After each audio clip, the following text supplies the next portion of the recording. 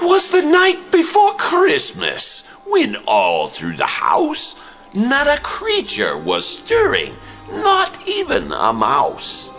The stockings were hung by the chimney with care, in hopes that St. Nicholas soon would be there. All the children were nestled, all snug in their beds, while visions of sugar plums danced in their heads. And Mama in her kerchief and I in my cap had settled our brains for a long winter's nap.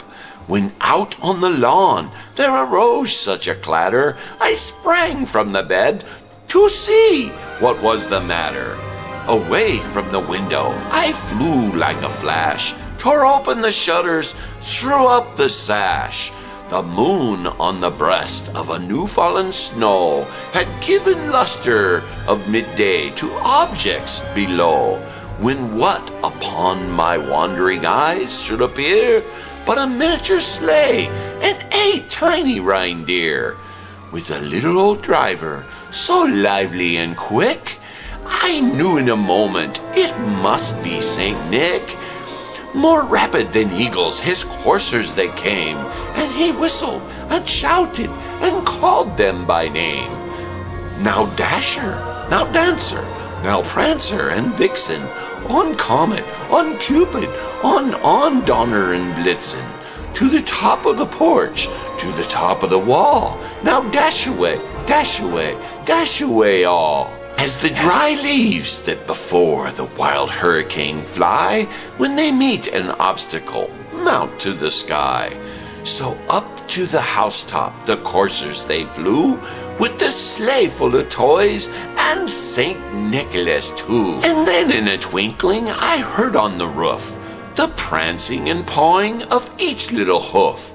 As I drew in my head and was turning around, down the chimney St. Nicholas came with a bound. He was dressed all in fur from his head to his foot, and his clothes were all tarnished with ashes and soot. To a bundle of toys he flung on his back, and he looked like a peddler just opening his pack. His eyes, how they twinkled, his dimples, how merry. His cheeks were like roses, his nose like a cherry.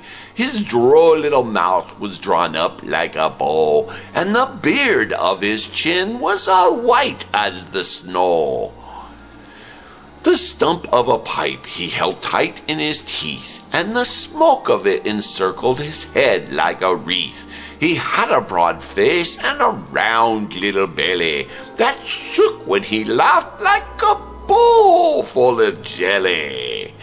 He was chubby and plump, a right jolly old elf, and I laughed when I saw him in spite of myself. A wink of his eye and a twist of his head soon gave me to know I had nothing to dread. He spoke not a word, but went straight to his work, and filled all the stockings, then turned with a jerk, and laying his finger aside of his nose, and giving a nod, up the chimney he rose. He sprang to his sleigh, to his team gave a whistle, and away they all flew like the dawn of a thistle. But I heard him exclaim, ere he drove out of sight, "Happy Christmas to all, and to all a good night."